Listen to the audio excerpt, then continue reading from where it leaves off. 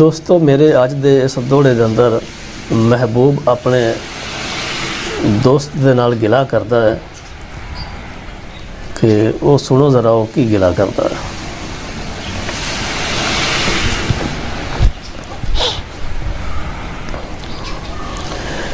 आखे लग के छड़ गया गैरां दे, मेरे 10 कसूर ने केड़े तू। आखे लग के छड़ गया गैरां दे, मेरे 10 कसूर ने केड़े तू। असां हटना नहीं तैनू याद आउणा, लख दिल ते ला ला पैरे तू। आखे लग के छड़ गया गैरां दे, मेरे 10 कसूर ने केड़े तू। असां हटना नहीं तैनू याद आउणा, लख दिल ते ला लै पैरे तू।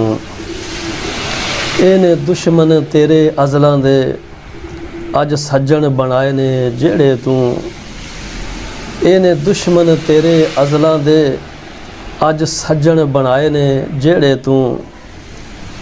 आरफ चंगा सी इन्हां नालों सज्जन बना लैंदों, झंग शहर दे खेड़े तू।